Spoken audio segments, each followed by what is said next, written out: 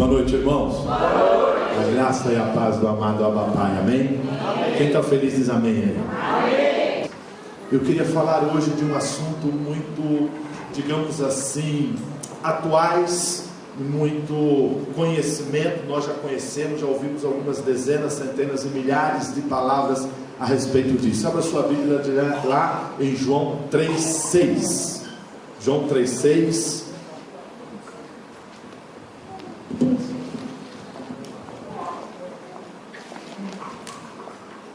Eu queria compartilhar algo com os irmãos que tem mexido muito comigo. O título dessa palavra, se você quiser anotar, é Eu Nasci de Novo. Em João 3,6, um versículo muito conhecido da palavra de Deus diz assim: o que é nascido da carne é carne, mas o que nasce do Espírito é Espírito. Vou repetir para você: o que é nascido da carne é carne, mas o que nasce do Espírito é Espírito. Irmãos, aqui em João nós vemos o que? Nós vemos o Evangelho de Jesus Cristo segundo a João, ou segundo João. E o que o Evangelho de Jesus Cristo segundo a João nos fala? Ele nos conta nesse texto aqui 3 sobre o encontro de Jesus com um homem chamado Nicodemos. Ou seja, Nicodemos era um homem, um dos mais ricos em Jerusalém, e não só bastasse ele ser um dos mais ricos, ele também era membro do Supremo Tribunal dos Judeus, ou o tal Sinédrio, que significa Supremo Tribunal dos Judeus. Ou seja, Nicodemos, ele era do corpo governante de Israel. Então nós vemos o encontro de Jesus com um homem muito importante daquela época. Aquele homem foi ter com Jesus, e a palavra de Deus diz que ele foi ter a noite com Jesus. Ele foi um encontro noturno, provavelmente um encontro secreto com Jesus. Não se sabe exatamente do porquê ele foi ter a noite com Jesus. Talvez alguns historiadores, eles dizem que foi pela posição que Nicodemos ocupava, pelo status, pelo poder que Nicodemos ocupava. Para quê? Para evitar comentário entre os seus amigos e entre os seus familiares, né? Mas, segundo a própria afirmação de Nicodemos, nós vemos e fica muito claro que ele não foi só em nome dele, ele não foi sozinho, porque ele diz assim, né? Eu vou ler lá no 3:2 assim: ele de noite procurou a Jesus e lhe disse: Rabi, sabemos. Ou seja, então, pela narratória dele, ou pela narrativa de Nicodemos, fica claro que ele estava ali representando também algum dos membros do Sinédrio. Ou seja, ele não estava sozinho nessa dúvida ou nessa preocupação.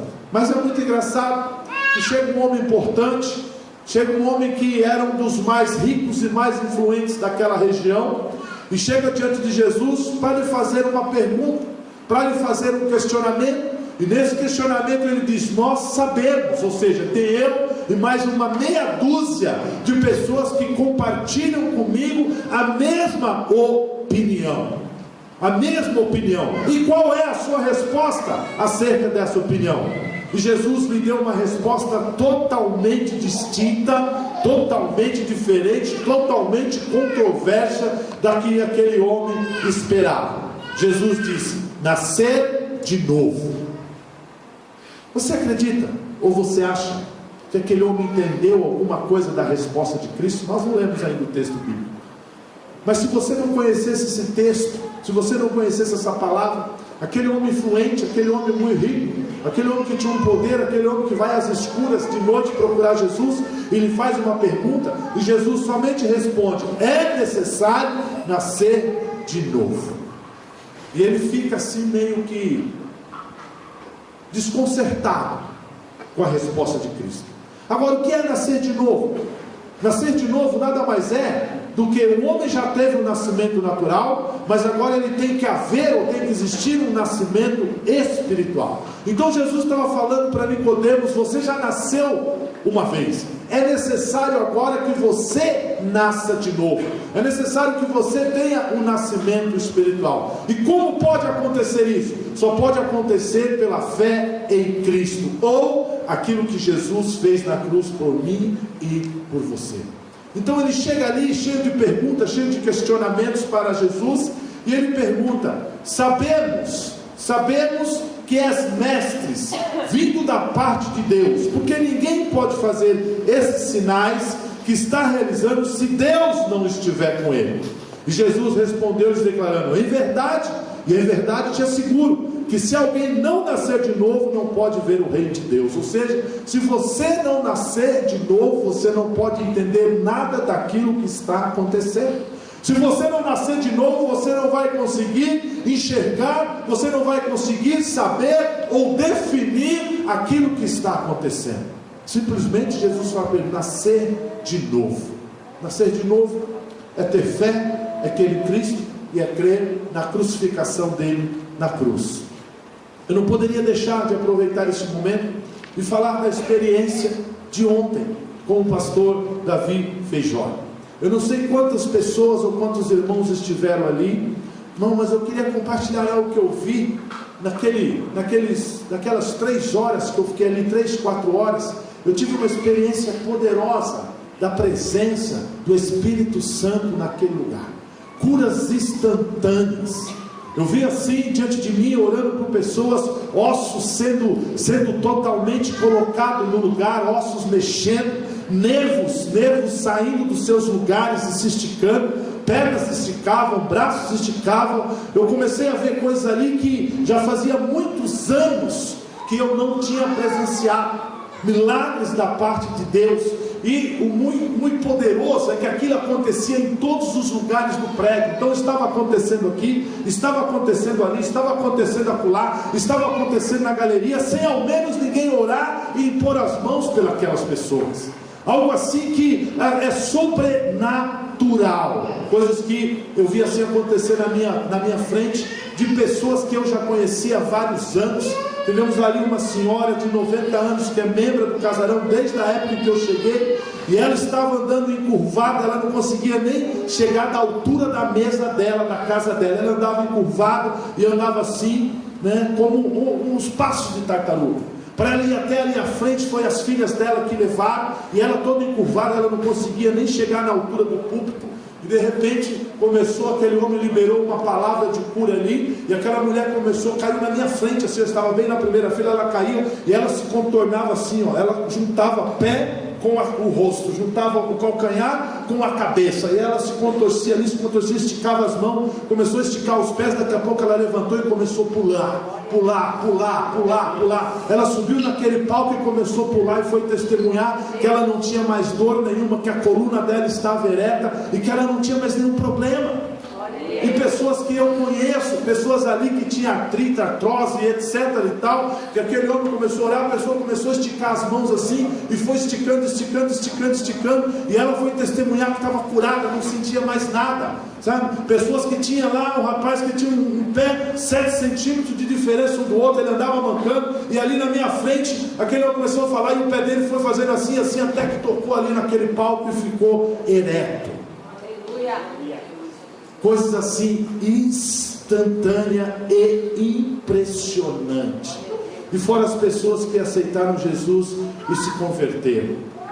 Coisas assim, irmãos, que eu como crente já há 21 anos, né, ficava assim, ó, de boca aberta. Deu uma hora que ele liberou para nós os pastores estarmos orando, ele transferiu aquela unção, eu comecei a orar para o Senhor, ele começou a virar, e quase ele tocou a cabeça no chão, eu tirei a mão, eu falei: opa.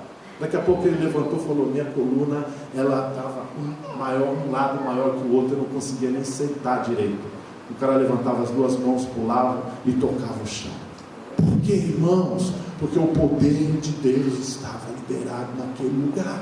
E o que aquele homem fez? E o que aquele homem, se você estava lá, você viu o que ele fez. O que aquele homem fez? Ele simplesmente pregou que Jesus veio para dar vida e vida em abundância. Ele simplesmente pregou que Jesus morreu na cruz para libertar e te salvar. Ele simplesmente pregou que você deveria nascer de novo. E todas aquelas pessoas que creram naquilo, e o pipocando, daqui a pouco um caía e os pés começavam a levantar, as mãos começavam a levantar, a pessoa começava a se contorcer e levantava pulando e glorificando a Deus. Pessoas ficaram meia hora ali no chão. Mas por quê? Porque simplesmente ele falou que o Espírito Santo ia fazer a obra naquele lugar.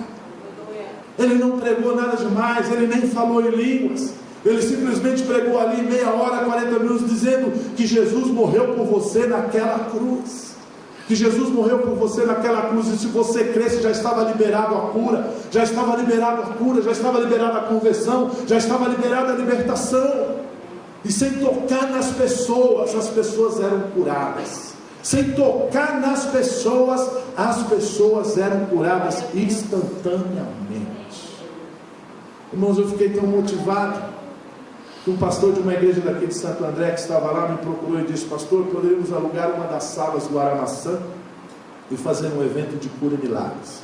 Eu disse para ele: não, pastor, nós poderíamos alugar a nave principal do Aramaçã e fazermos ali, colocarmos ali mais de 5.000 pessoas e fazermos uma cruzada evangelística de cura e milagres. E com certeza essa cidade seria impactada, mas não seriam só os ímpios, não, seriam os crentes, principalmente a igreja seria impactada.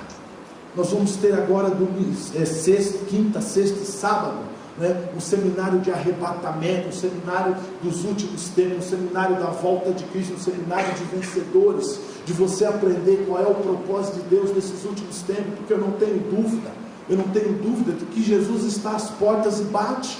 Agora, como eu tenho me preparado, como eu, como noiva, tenho me preparado para a volta do noivo, como eu, noivo, tenho me preparado, sabe? O Senhor está liberando sinais, prodígios e maravilhas, como que há muito tempo nós não tínhamos visto.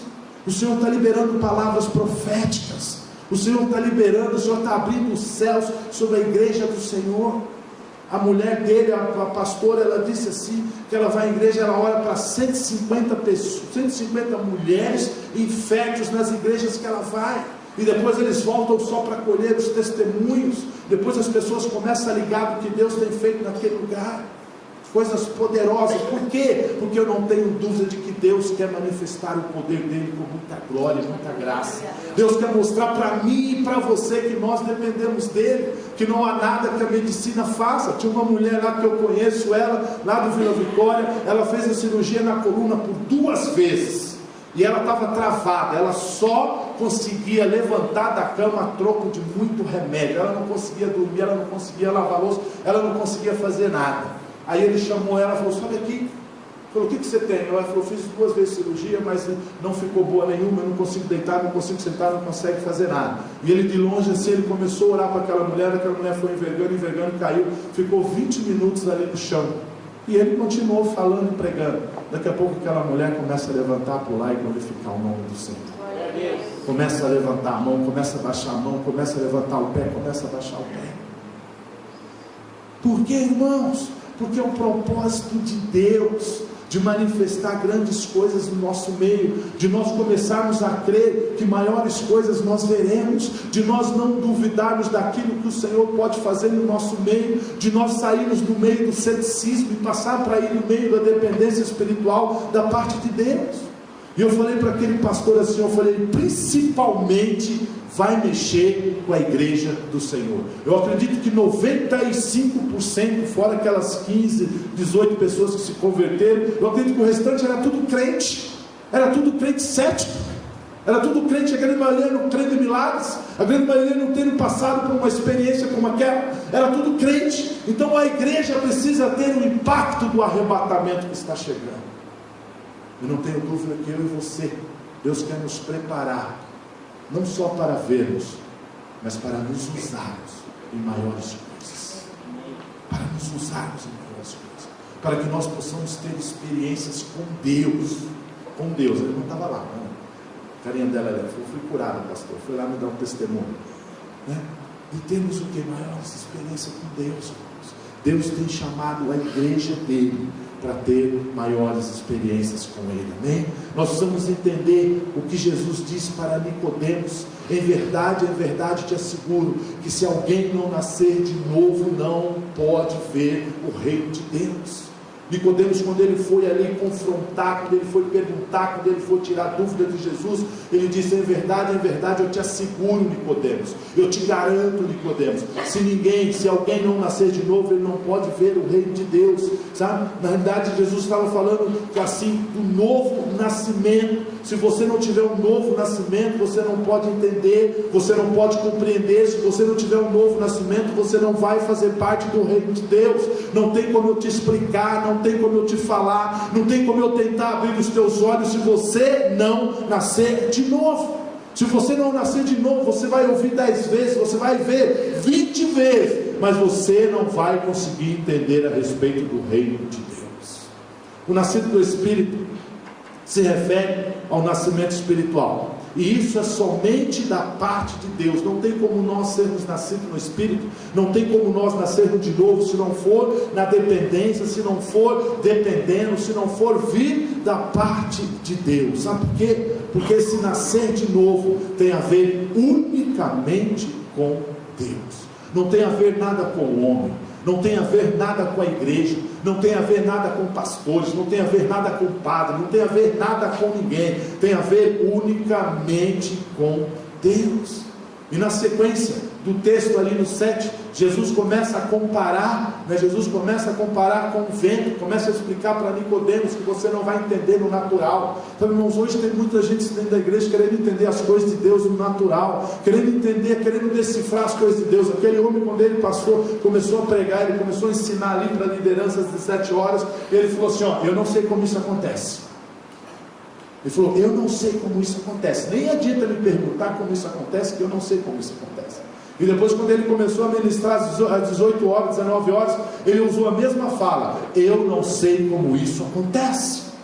Porque no natural nós não temos como explicar a manifestação do Filho de Deus, no natural nós não temos como explicar a manifestação do Espírito Santo. Vem de Deus, da maneira de Deus e como Deus assim deseja fazer naquele momento. Então ele fala assim: eu não tenho como explicar. E Jesus fala aqui para Nicodemos, ele compara o nascer de novo, ele compara o nascer no Espírito com o vento que sopra onde quer, que vem e vai, mas é impossível distinguir para onde ele vem e para onde ele vai. Então ele compara ao vento. O vento, você está sentindo a brisa, você está sentindo soprar de lá e soprar daqui, você está sentindo soprar dali e soprar de lá, só que você não sabe, não tem como distinguir da onde ele está vindo e nem para onde ele está indo.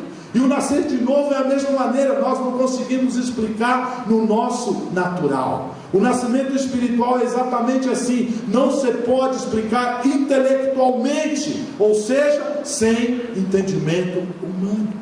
Sem entendimento humano. E as pessoas, elas estão querendo ganhar conhecimento para tentar explicar o nascimento. Tem gente que não se converte, tem gente que não aceita Jesus porque não consegue entender esse negócio.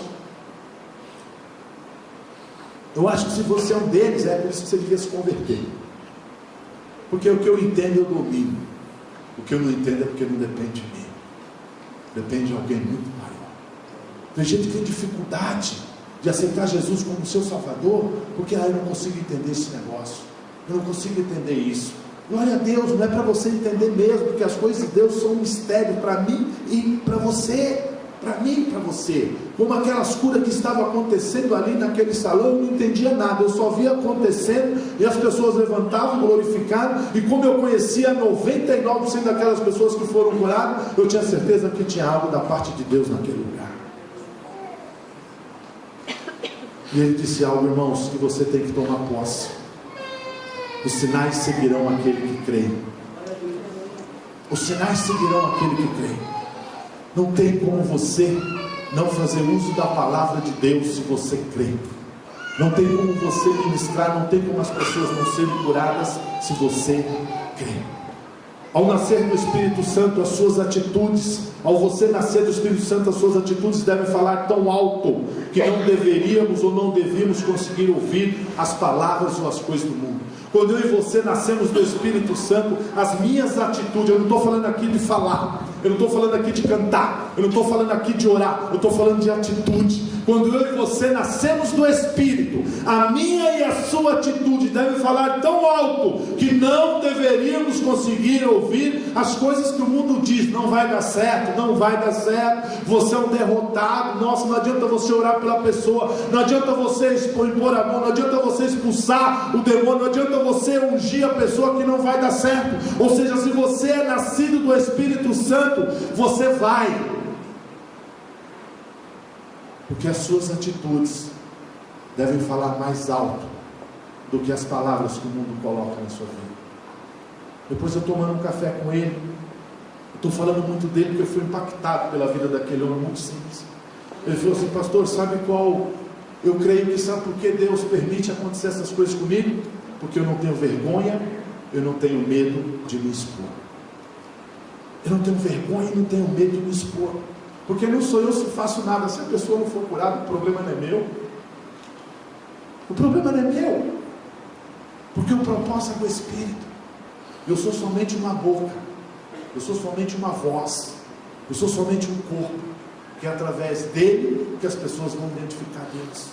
E é a pura realidade.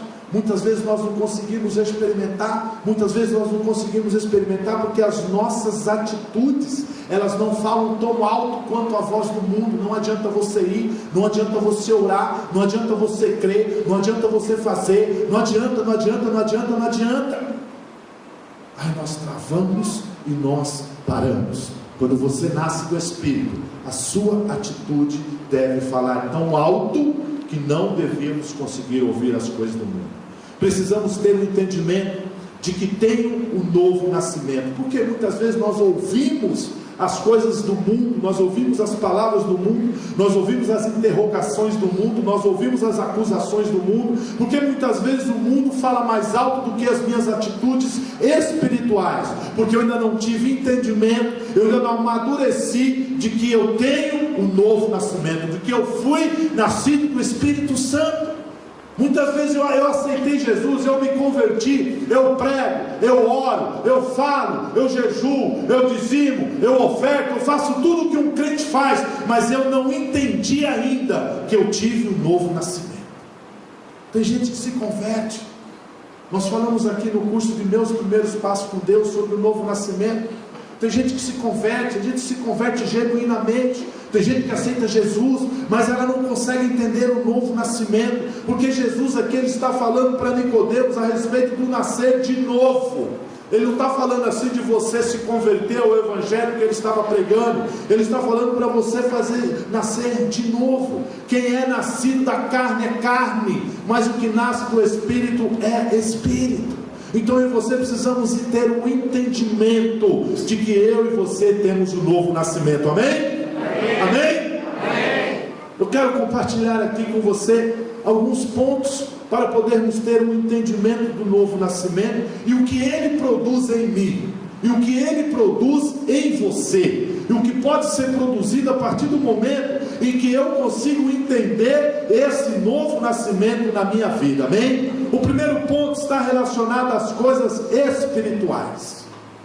Ao nascer do Espírito, não preciso mais querer fazer coisas espirituais. Isso confronta a religiosidade. O que está dizendo aqui? Depois que você nasce do Espírito, ao nascer do Espírito, eu não preciso mais fazer coisas espirituais, porque até então, até você conhecer Jesus, até você nascer de novo, nós começamos a fazer coisas espirituais. Nós começamos a fazer, nós rezamos, nós oramos, nós vamos na igreja, ou nós não vamos na igreja, sabe? Nós não batemos na esposa, nós não apanhamos da esposa, nós obedecemos nossos pais, tudo isso são mandamentos, tudo isso é a lei. Então, enquanto nós não nascermos de novo, nós fazemos coisas espirituais, mas depois que nós nascemos de novo, nós não precisamos mais. Por que nós não precisamos mais, pastor? Porque nós somos pessoas espirituais. Você nasceu de novo, você não precisa mais fazer nada espiritual, porque agora você é um camarada, você é uma irmã, você é uma pessoa espiritual. Sabe aquele negócio de você não precisar fazer mais nada para você demonstrar aquilo que você é? Você não precisa fazer mais nada, porque agora você já é. As pessoas vão olhar na rua, as pessoas vão te encontrar no farol, as pessoas vão te ver na empresa, as pessoas vão te ver na faculdade e vão ver que você é diferente delas. Por quê? Porque você agora é uma pessoa espiritual. Sabe, irmãos, não deveriam existir coisas seculares para quem é espiritual. Não deveria ter coisas seculares para quem é espiritual. Para os espirituais, a faculdade, ela é espiritual. Para os espirituais, a empresa é espiritual. Para os espirituais, o teu trabalho, o teu emprego, o teu serviço é espiritual. Ou seja, tudo que está ao seu redor deveria ser espiritual. Não devo fazer nada. Você vai continuar fazendo tudo, mas você vai continuar fazendo tudo de uma maneira espiritual. Você vai continuar fazendo tudo de uma maneira espiritual, não querendo forçar, não querendo mostrar, não, simplesmente porque você é espiritual. Agora nós vamos para a faculdade, nós trabalhamos, nós dirigimos a empresa, nós vamos para os estudos, nós moramos no condomínio e nós simplesmente não fazemos como somos espiritual. Ou seja, as pessoas não conseguem ver na minha e nem na sua vida. As pessoas não conseguem ver Deus, as pessoas não conseguem ver o Espírito Santo nas nossas vidas. Por quê? Porque nós fazemos as coisas espirituais simplesmente aquilo que nos interessa. Então quando eu entro no elevador, eu coloco uma Bíblia gigantesca embaixo do meu braço, que a minha é grande, eu coloco ela gigantesca e fico mostrando para todo mundo. Isso é coisa espiritual. Isso é coisa espiritual. Agora quando o elevador para no meu andar, você vê eu gritando com a minha esposa, jogando panela, jogando copo. Quer dizer, mas lá eu fiz uma coisa espiritual. As pessoas não precisam ver a Bíblia, as pessoas precisam ver o Espírito Santo na minha vida. Isso é aonde você se colocar, aonde você estiver, as pessoas vão identificar quem você é. Se você é espiritual, as pessoas de longe, elas vão ver. Eu vi uma cena ontem de novo, narrando para vocês, que tinha uma moça lá, uma diaconisa. Ele falava assim: você não encosta em ninguém. Nem ele encostava nas pessoas, e nem as pessoas que iam segurar, porque todos iam cair, e nem as pessoas que iam segurar encostavam, ficava de longe. Ficava de longe, quando a pessoa caísse, você amparava ela. Não era para você encostar em ninguém. E tinha uma diaconisa lá, uma cooperadora, e a cooperadora foi encostar na moça e falou assim: não encosta não, fica longe. E eu estou vendo que você também é cheio do Espírito Santo. A mulher ficou assim, meia sem saber o que dizer, porque ela estava ali para apoiar, e de repente aquele homem olha para ela de longe e falou: eu estou vendo que você também é cheio do Espírito Santo. Ou seja, não precisa fazer coisas espirituais, não precisa fazer coisas espirituais. Se você é espiritual, você não precisa fazer coisas espirituais, amém? As coisas ao seu redor já deveriam acontecer no nível espiritual. Em João 3,6 nós vimos: o que é nascido da carne é carne, mas o que nasce do Espírito é Espírito. Se somos seres espirituais, tudo deveria ser espiritual em nossas vidas. Sabe, deixa eu te falar algo, meu irmão. Não adianta darmos desculpas. Temos a revelação de quem nós somos, do que fazemos e para o que fazemos. Não adianta você dar desculpa, você já tem a revelação de quem você é, você já tem a revelação do que você pode fazer. E para a comunidade Casarão, nem para o pastor Almir, não é para mim, sabe, não é para nenhum pastor, não é para nenhum bispo, não é para nenhum apóstolo. Quando você tem a revelação de que você é uma pessoa espiritual, você não precisa dar desculpa de nada, você simplesmente sabe para quem você está fazendo. Nós somos nascidos do Espírito, nós temos a revelação de quem nós somos e para quem nós estamos fazendo. Em 1 Coríntios 2, 12 e 13 diz assim: nós porém não recebemos o Espírito do mundo, mas o Espírito procedente de Deus, para que entendamos as coisas que Deus nos tem dado gratuitamente. Delas também falamos, não com palavras ensinadas pela sabedoria humana, mas com palavras ensinadas pelo Espírito, e interpretando verdades espirituais para os que são espirituais. Vou repetir para você: mas com palavras ensinadas pelo Espírito, interpretando verdades espirituais para os que são espirituais. Ou seja, quando você é espiritual, você tem a revelação da palavra espiritual para pessoas espirituais. Quando a pessoa não é espiritual, você vai cansar, você vai secar a boca, você vai secar a goela, e a pessoa não vai entender nada. Você vai ler 20 vezes a Bíblia, 100 vezes a Bíblia, 200 vezes a Bíblia, mas você não vai entender, porque você só entende no Espírito. Você só entende no Espírito. Eu disse aqui na aula de meus primeiros passos com Deus, não adianta você ler a Bíblia no natural, que ela é um poderoso livro de história, mas histórias tremendas e fantásticas. Mas se não tiver a revelação do Espírito, se você não tiver no espiritual, vai ser mais um livro de história, vai ser mais um livro como a Carochinha, vai ser mais uma Agatha Christie, vai ser mais etc e tal. Por quê? Porque não tem a revelação, não vai ter a revelação do Espírito, sabe? Não são palavras ensinadas pelo mundo, são palavras ensinadas pelo Espírito, que você vai interpretar as verdades que estão contidas aqui. Porque você é um ser espiritual, amém?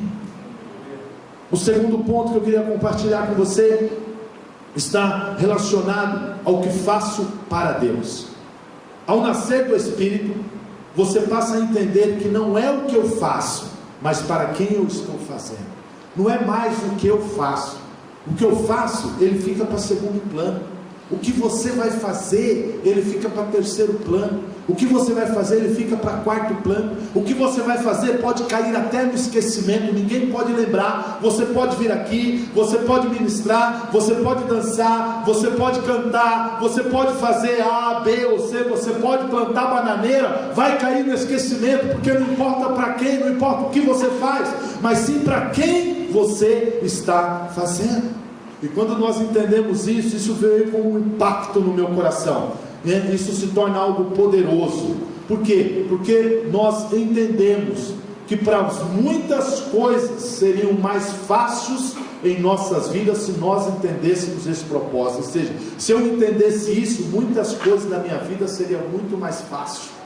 Muitas coisas na sua vida seriam mais fáceis. Por exemplo, limpar o chão, arrumar as cadeiras da igreja, ser tia ou tio dos kids. Irmãos, a pastora está aqui, eu vou falar porque ela me pede ajuda, eu não sei como fazer. Nós temos um déficit de tios e tias das classinhas, assim, muito vergonhoso. Nós temos um déficit. Então nós temos algumas crianças e de repente não temos pessoas para estar ali cuidando das crianças, ensinando as crianças, ministrando a vida das crianças. Temos pessoas que não se acham dignas de fazer isso, porque ela é digna de fazer algo melhor. Mas você não está fazendo para a pastora Ruth, você não está sendo tia, você não está cuidando das crianças, você não está zelando pelos filhos dos outros simplesmente pela igreja, você está fazendo algo para Deus. Essas crianças aí amanhã, elas serão ministros, elas serão pastores, elas serão evangelistas. Eu vejo os pastores de jovens hoje, quando eu cheguei ali, eles eram tudo crianças, eram tudo pequenininho, e as tias ficavam ali. Hoje, todas as vezes que ele encontra ela, fala assim: ah, ela foi minha tia, e a tia fala assim: eu cuidei dele na classinha no berçário. Então, irmãos, quando eu entendo que eu estou fazendo, para quem eu estou fazendo, eu limpar a cadeira, eu limpar o chão, eu arrumar as cadeiras, sabe? Eu ajudar as crianças lá, é a mesma coisa do que eu estar aqui em cima nos holofotes, sendo filmado ali, ó, sendo gravado. É a mesma coisa de você acessar o YouTube amanhã e ver aqui eu lá no vídeo, sabe? É a mesma coisa de você estar tocando e cantando, sabe? É a mesma coisa, não tem diferença, porque para quem você está fazendo? Ah, pastor, ser pastor é legal, o cara sobe todo domingo lá, pega o microfone, fala uma palavra, prega, vai para isso, faz aquilo outro. Não, eu limpo o chão, eu arrumo cadeira, eu subo no telhado, porque eu não estou fazendo para mim, eu não estou fazendo para essa instituição chamada Casarão, mesmo eu sendo pastor dela, eu estou fazendo para Deus. Então, quando nós entendemos isso, que não importa o que eu faço, e sim para quem eu faço, tudo que você fizer nesse contexto igreja tem o mesmo valor do que se você gostaria de um dia estivesse aqui. Eu nunca pedi para estar aqui, eu não queria estar aqui, eu não queria ser pastor, eu não queria ser pregador, eu não queria nada disso, mas um dia eu decidi limpar banheiro, um dia eu decidi arrumar cadeira, Um dia eu decidi carregar galão nas costas. E a partir desse dia, Deus trilhou o caminho de eu estar aqui. E eu tenho certeza que tem muito mais, não porque eu quero, porque eu me dispus a fazer o propósito dele. Porque eu me dispus a fazer o propósito dele. E eu continuo falando aqui, eu estou aqui por um acaso. Eu não estou aqui porque eu estudei para estar aqui. Quem é nascido do Espírito é tudo espiritual. Para quem eu e você temos feito? Temos trabalhado para quem? O que nós temos feito dentro da igreja? Para quem? Para o pastor ver? Para o líder ver? O discipulador ver? Ou nós estamos fazendo para Deus? Tudo que tenho e tudo que sou é porque o Senhor é bom, como disse Paulo. Paulo disse assim em 1 Coríntios 15:10, a parte B: todavia não eu, mas a graça de Deus que vive em mim. Não sou eu que faço, não é eu que quero fazer, não sou eu, mas é a graça de Deus que vive em mim. Quando eu e você entendermos isso, não vai ter peso. Pelo contrário, nós vamos estar sempre disposto e disponível para fazer para o Senhor. Posso ouvir um glória a Deus? Eu queria ouvir um glória a Deus espontâneo. Posso ouvir um glória a Deus? Sabe, irmãos, é a espontaneidade de fazer a obra de Deus. Terceiro ponto. O terceiro ponto está relacionado à bondade de Deus. A nascer do Espírito, eu entendo que a bondade do Senhor, ela me segue. Eu não tenho muito o que falar disso, porque isso é revelação. Na realidade, tudo isso é revelação. Mas eu e você precisamos entender que quando nós nascemos do Espírito, a bondade do Senhor, ela te segue. A bondade do Senhor, você não precisa mais correr atrás de nada.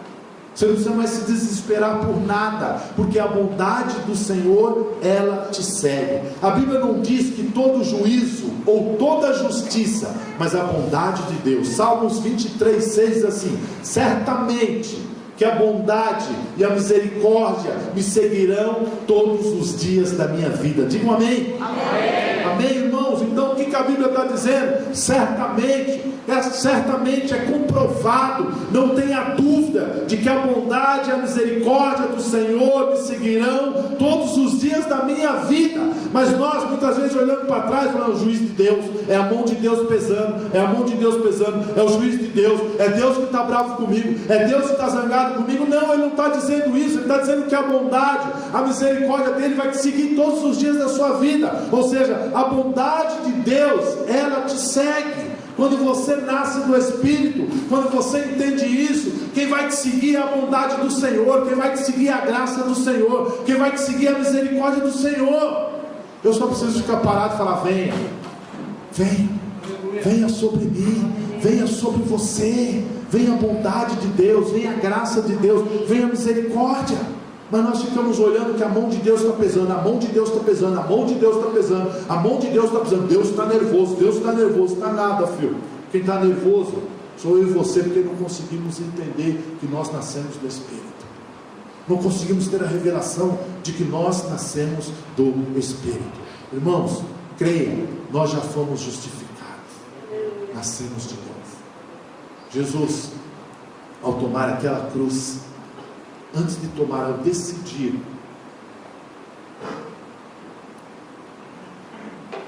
não abrir mão daquele cálice, lembra-se, que você passa de mim, ao decidir ir até o fim,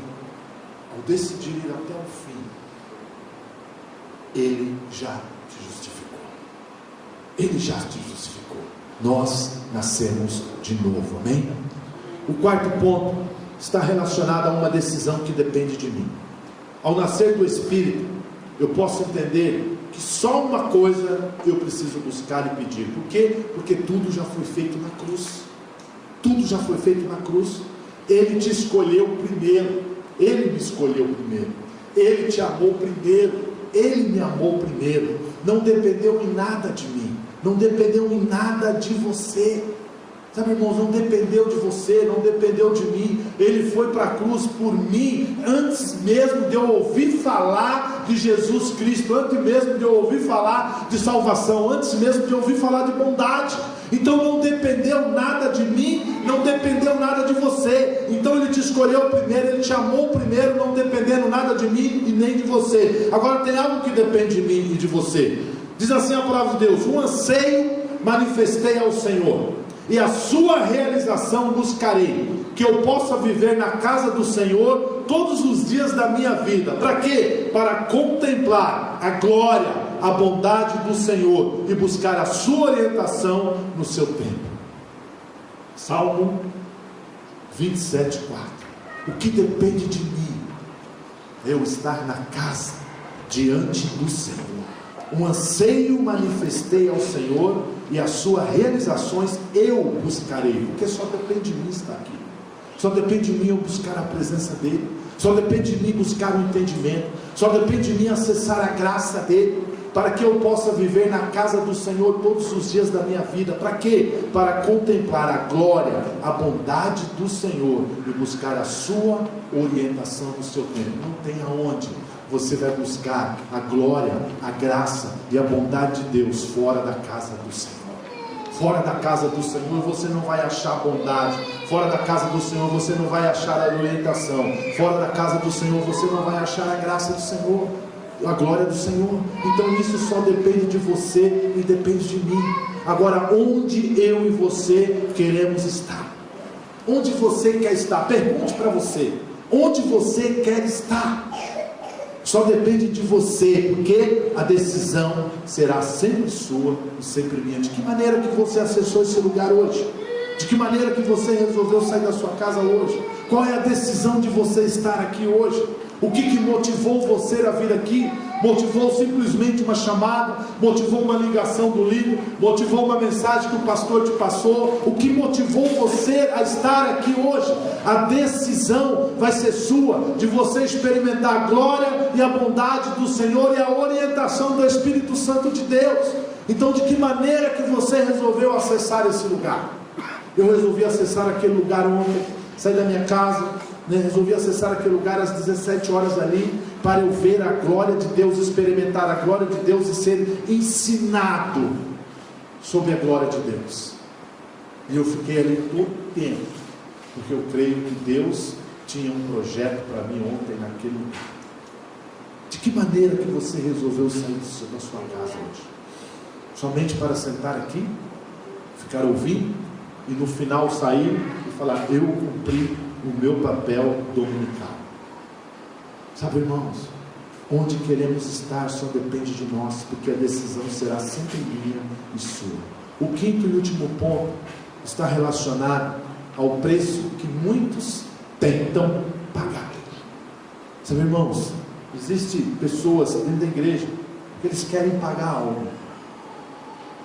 Existem pessoas dentro da igreja que eles querem pagar algo, que eles acham que devem pagar algo. Ao nascer do Espírito, nós não deveríamos tentar pagar mais nada, porque já foi pago e não tem preço. Quando você identifica que você nasceu do Espírito, você não deve tentar pagar mais nada, porque aquilo que você tenta pagar não tem preço. Nicodemos, a Bíblia diz: havia entre os fariseus um homem chamado Nicodemos, membro do Supremo Tribunal dos Judeus. Então aquele homem, ao ele procurar Jesus, ele queria saber, eu e outros, como é que a gente faz para entender aquilo que está acontecendo ou que você está fazendo. Ou seja, qual é o custo disso? O que eu tenho que fazer? O que eu tenho que pagar? O que me cabe fazer para que eu possa entender isso? Muitas vezes nós queremos pagar, muitas vezes nós queremos pagar um preço, sabe? Por que nós queremos pagar? Porque não custou nada, não te custou nada, sabe? Muitas vezes nós achamos que não merecemos, porque como não custou nada, nós não merecemos, e aí eu e você começamos a nos sentir na obrigação de pagar de alguma forma e de alguma maneira. Por quê? Porque eu me sinto em dívida com Ele. Quando fala assim, foi de graça, Ele te amou primeiro, não tem o que você faça para Ele te amar mais e nem te amar menos. Não tem o que você faça. mas nós ficamos incomodados, porque como que alguém pode dar a vida por mim, sem eu ter que pagar nada? Então, ou seja, o fato de não custar nada, nós achamos que não merecemos. Aí nós começamos a querer arrumar, a estar em dívida com Ele. Sabe aquele irmão que fala, eu não mereço isso? Irmãos, Deus vai te curar, eu não mereço isso. Irmãos, Deus vai te abençoar com uma casa, com uma promoção, com um trabalho, com um aumento salarial, eu não mereço isso. Por quê? Porque nós achamos que devemos pagar. Sabe aquele negócio, se Deus quiser? Irmão, Deus já fez na cruz. Deus já fez na cruz. O crente, quando ele vira para mim e fala, pastor, se Deus quiser vai dar certo, é porque ele acha que ele não merece, ele tinha que pagar alguma coisa. Quando você coloca um ponto de interrogação naquilo que Deus fez, você não consegue ver a glória dele. Você não consegue ver a glória dele. Você não consegue ver a manifestação dele. Aquelas pessoas que foram curadas, aquelas dezenas de pessoas que foram curadas, se elas fossem olhar para si mesmas, elas iam achar que não merecia. Elas iam achar que não merecia, porque já são tantos anos sofrendo, tantos anos fazendo cirurgia, tantos anos tomando medicamento. Eu não mereço mais, eu vou morrer assim, eu nasci assim, eu vou morrer assim. Nós sempre achamos que devemos pagar alguma coisa, estamos em dívida com Ele. Deixa eu te dar um alerta, meu irmão. Não tente basear a sua vida no seu amor por Ele, mas viva a sua vida baseada no amor dele por você. O meu amor, ele é limitado. Eu sou homem. O amor de cada um de vocês é limitado. Vocês me amam enquanto eu demonstrar amor por você. Nós somos limitados, irmãos. O nosso amor é condicional. Eu já fiz algumas dezenas de casamentos. E todos eles, o camarada chega diante do pastor, e ele vai casar porque ele ama ela. E ela vai casar porque ele ama ele. Se você está pensando em casar, olha para a sua corte, para a sua noiva, para a sua namorada. Por que você vai casar? Pastor, porque eu amo ela. Não é nada. Porque o seu amor é condicionado, irmãos. Isso é uma besteira que Satanás colocou no nosso coração. O amor do homem, ele é condicionado. E é por isso que muitas vezes nós achamos que devemos algo para Cristo, porque nós condicionamos o amor dele igual ao nosso. Enquanto está tudo bem, eu amo. Enquanto está tudo bem, eu estou na igreja. Enquanto está tudo bem, eu sou líder de célula. Enquanto está tudo bem, eu dizimo. Enquanto está tudo bem, eu dou oferta. Enquanto o pastor está me agradando, está me cumprimentando, está me abraçando, eu estou naquela igreja. O dia que acontecer alguma coisa, eu vou para outra. O dia que acontecer alguma coisa, eu saio da célula. O dia que acontecer alguma coisa, eu não amo mais. Depois de alguns anos, de alguns meses, o camarada liga, ou alguém liga, o líder fala assim, pastor, tem algum problema lá, que o cara que amava já disse que não ama mais. Mas um ano ele amava. Depois de um ano não ama mais, como é que o amor acaba? Como é que o amor acaba?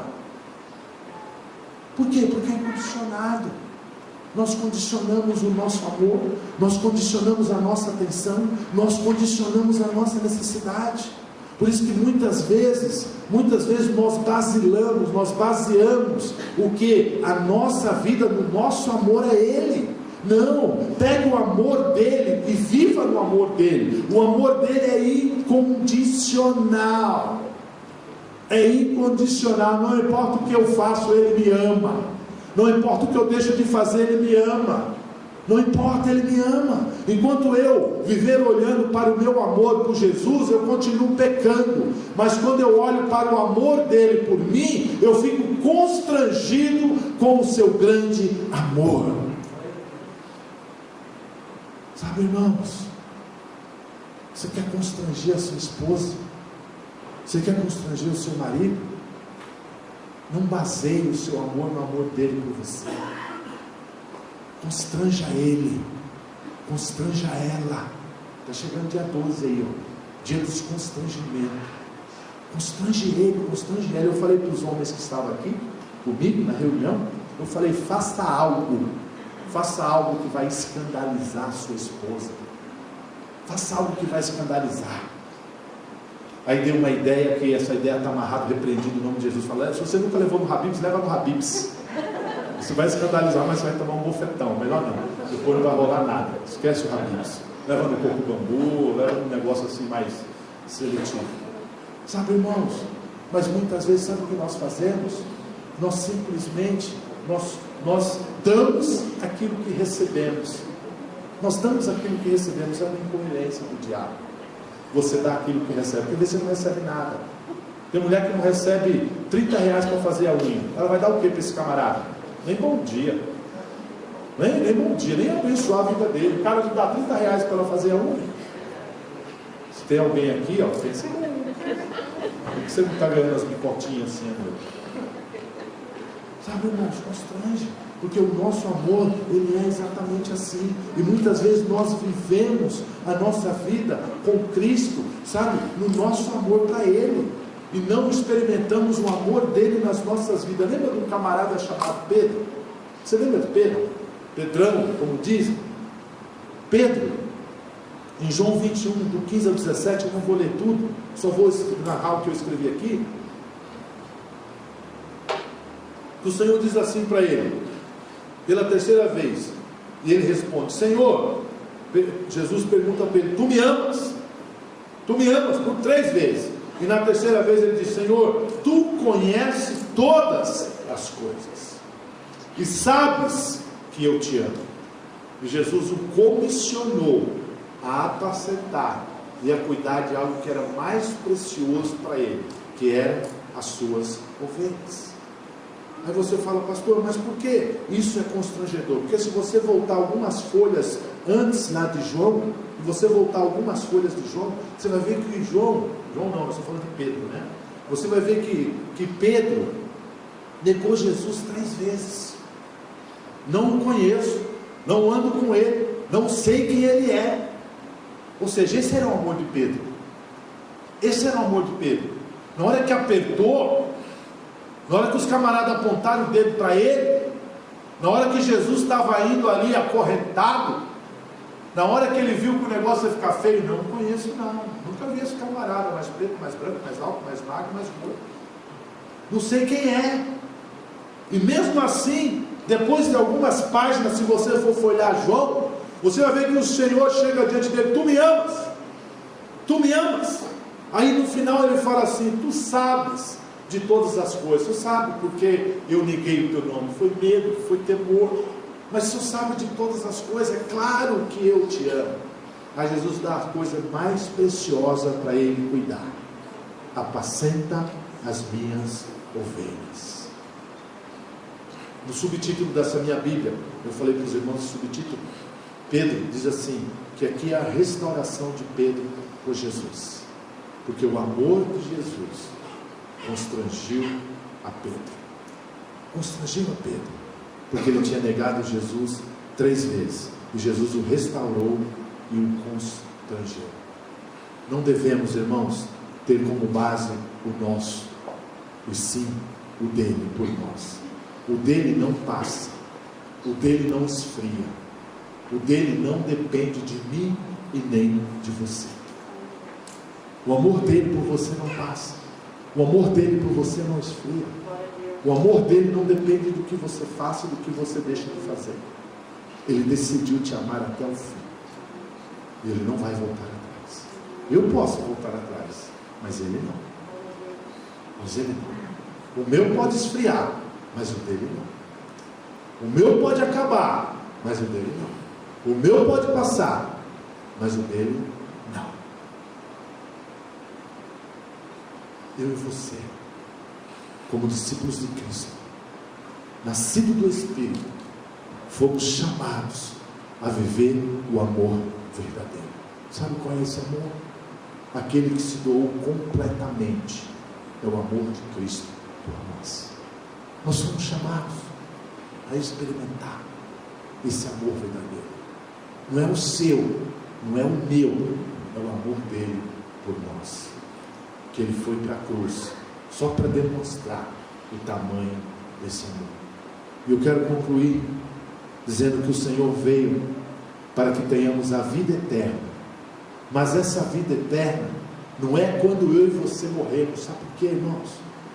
Então nós já vamos para o céu, nós já vamos ter a vida eterna, nós já vamos viver para sempre lá, tá? Mas não é essa vida eterna de que nós estamos falando. Não é quando você morrer, não é quando eu morrer que nós seremos eternos. Não é quando nós somos para o céu, mas é quando nós nascemos de novo. Quando você nasce de novo, já está garantida a sua eternidade. Você não precisa morrer, já está garantida a sua eternidade. Você não precisa morrer para experimentar, já está garantida a sua eternidade. Você não precisa morrer para experimentar a salvação, já está garantida a sua eternidade. Quando você nasce de novo, você já está na vida eterna. Nós vamos experimentar um novo tipo de vida.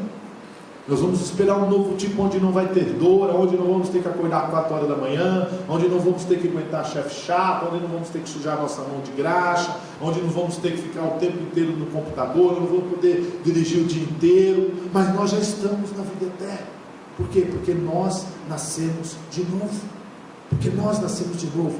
E a vida eterna é essa: que te conheçam a ti, o único Deus verdadeiro, e a Jesus Cristo, a quem enviaste. João 17,3. E a vida eterna é esta: que te conheçam a ti, o único Deus verdadeiro, e a Jesus Cristo, a quem enviaste. Então qual é a vida eterna? É que você conheça o único Deus verdadeiro e tenha uma experiência com Cristo, a quem Ele enviou.